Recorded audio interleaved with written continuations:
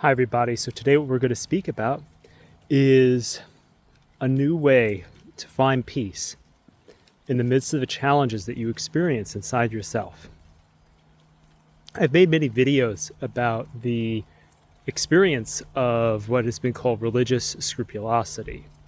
Scrupulosity is when you're very agitated about sin, about your salvation, and you kind of live in fear of sin, and you experience different kinds of both like feeling the kind of attacked in as you go through daily life by things that you're afraid of, occasions in which you're afraid of sinning, and also you're also usually kind of obsessively reflecting on whether you have sinned or haven't sinned. So these kind of problems can be very crippling in somebody's life. And so what I want to share today are some new perspectives on how to deal with scrupulosity. And we're going to be gaining some insights from some different people who lived in the World War II era and suffered in the concentration camps. So today we're going to be taking a look at their wisdom and attempting to apply this to the challenges of our lives. And I believe that this is going to give you some new ways of dealing with the anxieties and tensions that you experience, and give you freedom that you may not have had before.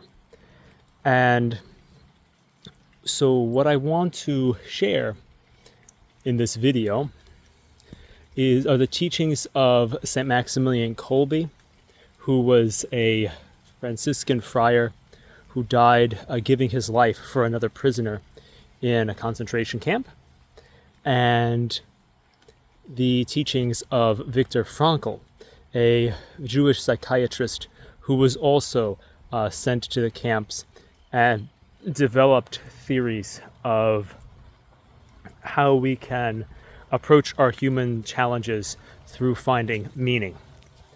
And as we apply these techniques, as essentially we take the techniques promoted by Frankl and essentially understand them in the context of the Catholic faith, we are going to gain the ability to find the freedom the freedom and the significance that we are looking for in our spiritual struggles. I'm going to begin by speaking about a few things that Viktor Frankl teaches us. And he teaches us that we should avoid two problems in our lives. One of these problems is what he calls hyper-intention, and the other is what he calls hyper-reflection. Hyper-intention occurs, for example, when somebody wants to go to sleep. And they say, I need to go to sleep, I have to sleep. And therefore they have trouble sleeping because they're trying to consciously interfere with an unconscious process. For us who deal with scrupulosity, this becomes a similar challenge, whereas we are trying, for example, let's use an example of a sin of judgment. We're trying not to think judgmental thoughts about somebody, and because we are trying not to think these thoughts, we then all of a sudden have them pop into our head.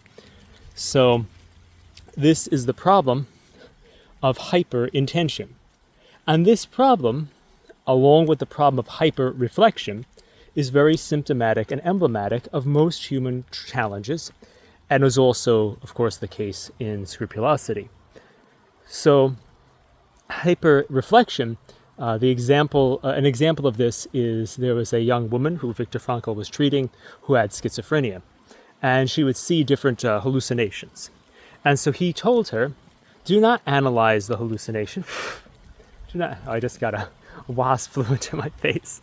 Sorry.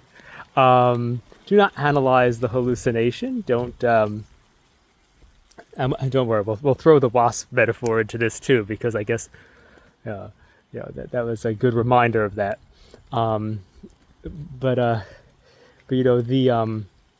metaphor, that the example that he gives of hyper-reflection is the girl is getting scared seeing these hallucinations and wondering what it might mean. What does this mean for me? That, oh no, I'm going to lose everything. What's going on? What's the purpose of what's going on with all these hallucinations? What's going to happen? Hyper-reflection. And so he says to her, you are an art student. Your job is to make paintings. I am the psychiatrist. My job is to figure out what your hallucinations are doing. So he essentially gives her this prescription that she should not this prescription that she should not worry about the content of these hallucinations, but she should just trust him to deal with them. And so essentially it's his job to think about the hallucinations, it's her job to make paintings. And so whenever the hallucinations come, just don't worry about what they mean or what they imply for you. He's going to figure it out. Viktor Frankl's got to figure out, he's the professional to think about this. Her job is to be the art student. So her job is to focus on making the paintings and just not worrying about what's going on with the hallucinations. And eventually he reports that she was cured through this method. So we can see that there's two methods here.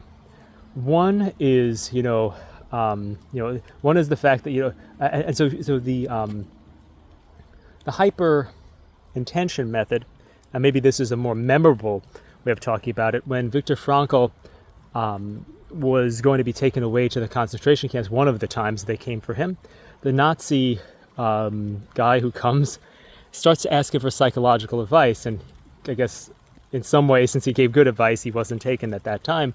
The man said to him, "My friend," meaning himself, "has trouble sweating when he goes in public and is afraid that he's going to sweat profusely and embarrass himself. What should he do?" And Viktor Frankl says, well, he should try to sweat as much as possible and try to sweat onto everybody and fill buckets with sweat, that type of thing.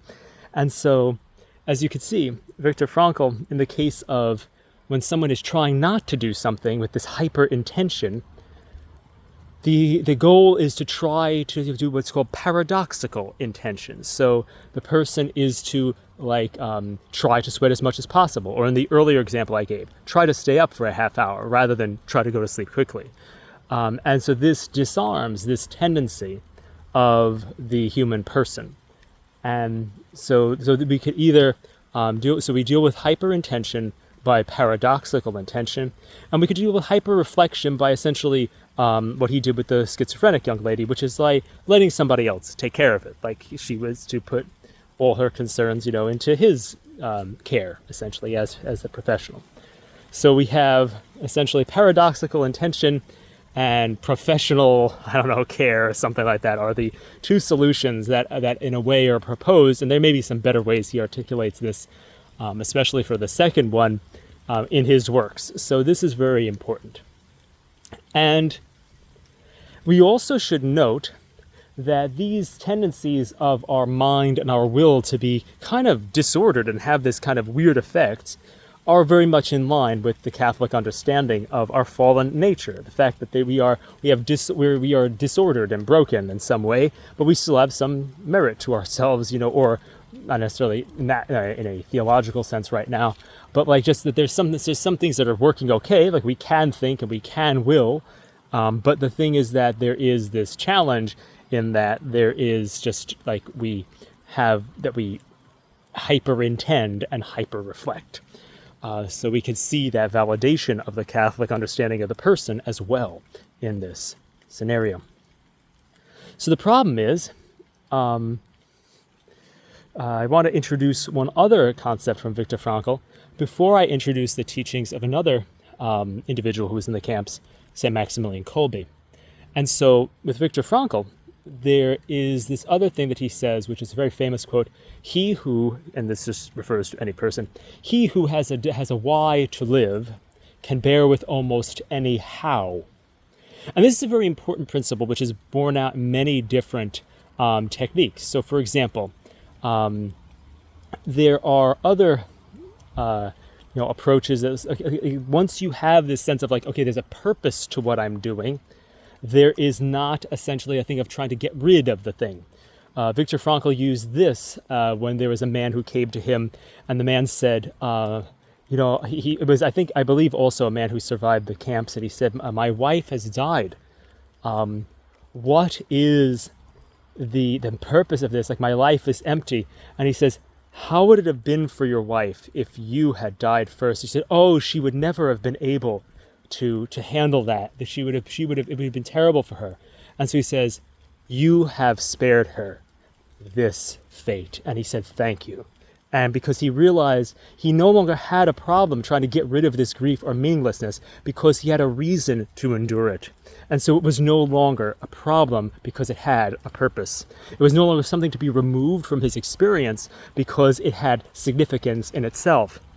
And these principles, what we're going to call this, this kind of, like thinking about hyper-intention, hyper-reflection, the putting things into the hands of the professional and having paradoxical intention, finding the purpose behind these things. These are all going to be veins of a thought that are going to find their home in a Catholic context and as a solution to scrupulosity, or an approach to, or a way of engaging with scrupulosity that is going to be helpful. Because what we're ultimately proposing, I think, in this video is this idea that there's not this sense like that, you're going to get rid of it, but you don't have to get rid of it. Because once you don't need to get rid of it, it's gone. Because the whole thing is like, they describe scrupulosity as like having an annoying stone in your shoe. Like you have an idea stuck in your head, maybe I sinned, or, it's like kind of this constant fear or whatever. Because scrupulous means, I think, little stone in Latin. And so the thing that we really want to understand is that there is this, there really is this way of, using this stone in the shoe for some purpose. And once the stone in the shoe is part of the process of our spiritual life, we no longer have to get rid of it. So I'm going to continue to kind of develop the teaching here. So I'm also going to try to quote St. Maximilian.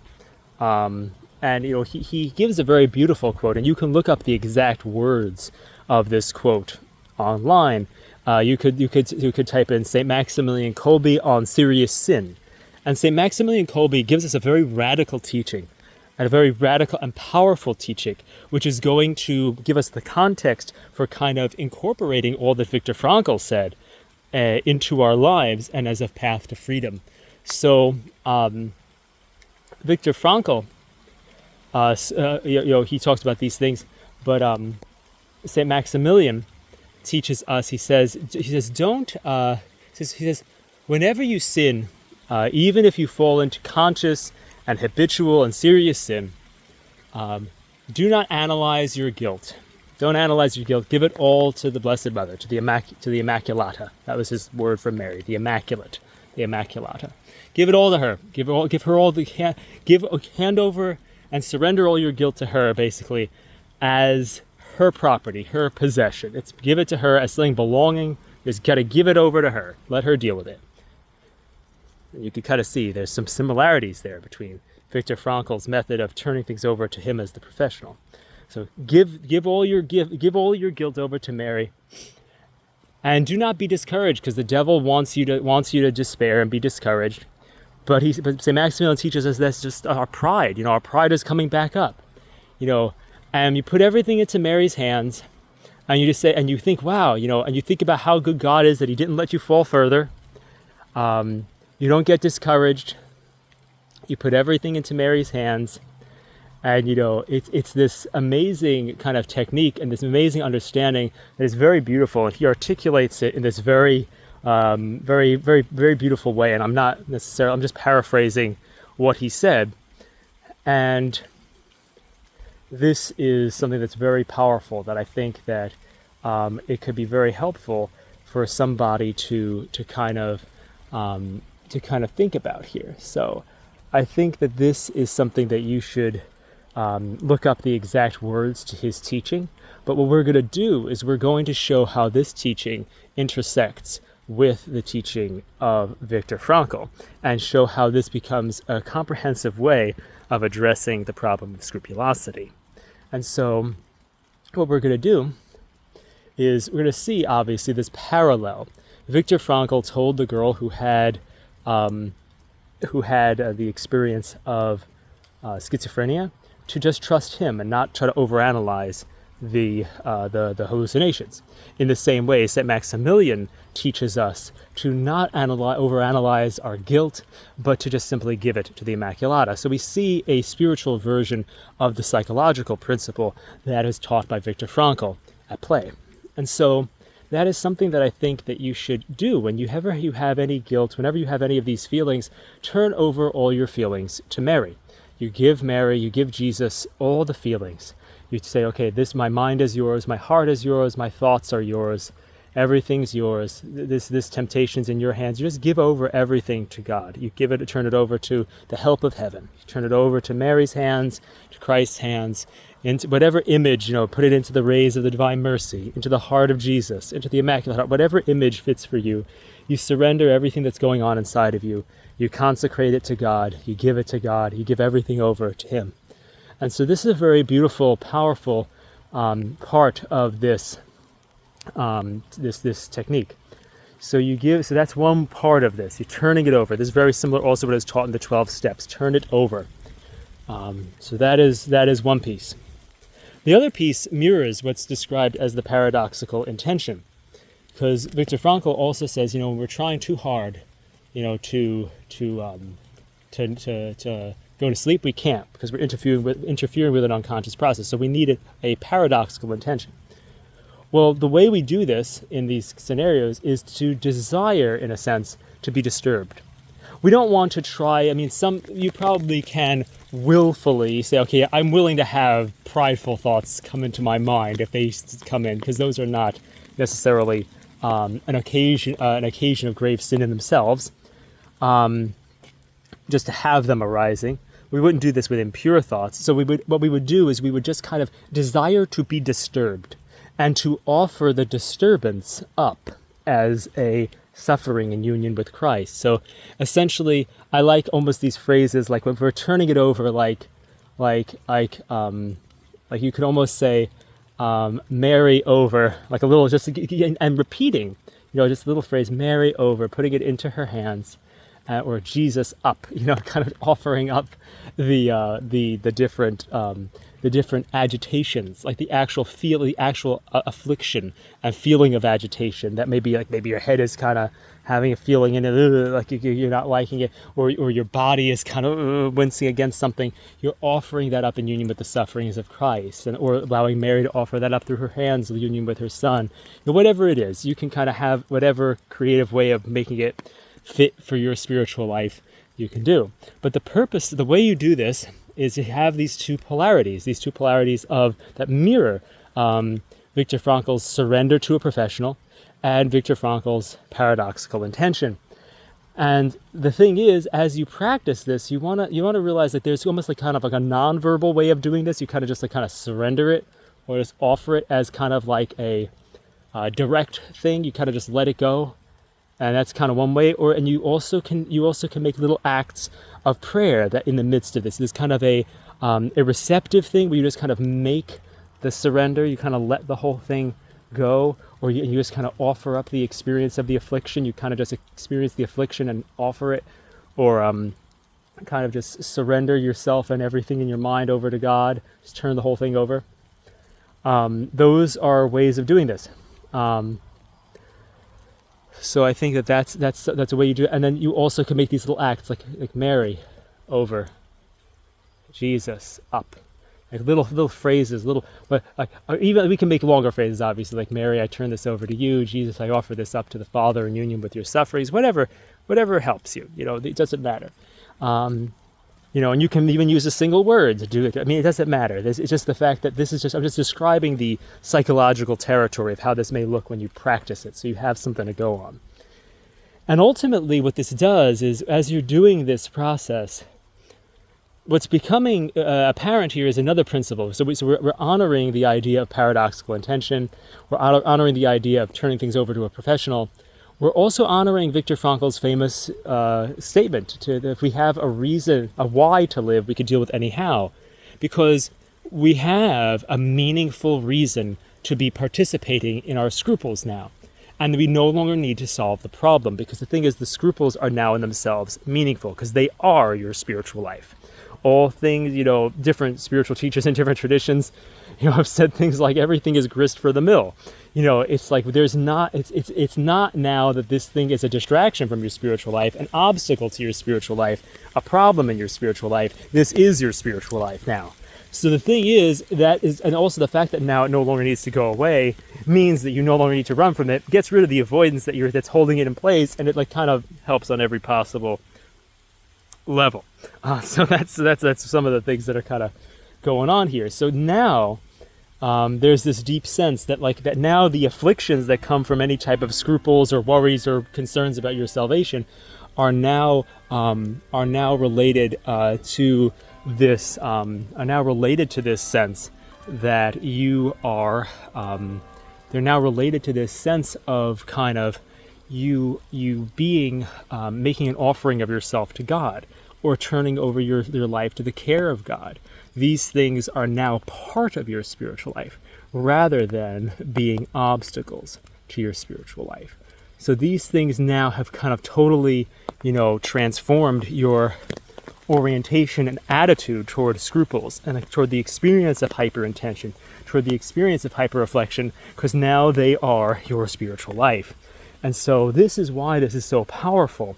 And I think this is why this can be so helpful to recontextualizing everything about scrupulosity. And we can see in so many ways, there's other videos I've made about these subjects that, there's stuff in those videos as well that can be, it's all part of one picture. But this offers another perspective about scrupulosity from the wisdom of a saint and a psychiatrist who lived through the concentration camps. Well, Viktor Frankl lived through it, and St. Maximilian found his made his transition to eternal life through it. And so their teachings can help us truly gain an understanding of how to live in a state of in union with the sufferings of Christ. And so, there's so many things here that I would also comment on. Like, if I believe that this method very much fulfills the need, especially if we have scruples about the area of purity, I believe that this fulfills the way that people like Dom Scopoli, I believe, and others, have talked about, we want to resist impurity in an indirect way. I believe that surrendering things over to God is an indirect method of resistance, and so it fulfills that. I also believe that psychologically, these methods, when we're offering up the suffering of, these, we're doing that side of it, I believe that's also indirect, because we're not saying, okay, I'm trying to experience impurity. I'm just trying to experience agitation and the agitations that I am experiencing. So that, I believe, is an indirect method of resistance. And this is very much in harmony with the way exposure therapy is conducted in situations where there are inappropriate things. So, for example, if someone is afraid of going out in public, they can go out in public to deal with the fear. But if someone is afraid of, hurting their child, they can't hurt their child as in order to overcome the fear. So they would have to, in exposure therapy, be willing to expose themselves to the agitation that they have, rather than to the action that is inappropriate. And this is the same principle. We're not trying to generate inappropriate thoughts to not be afraid of them. We're trying to offer up the agitated feelings that we have in order to offer up that agitation in order to overcome that thing and reduce, ultimately that reduces our fear. And scrupulosity is always about this fear. We're kind of working on this fear. But the thing is that we're making the experience of fear itself meaningful, such that it does not need to go away. And this also, in a paradoxical way, also helps it go away. So these are many different angles on this.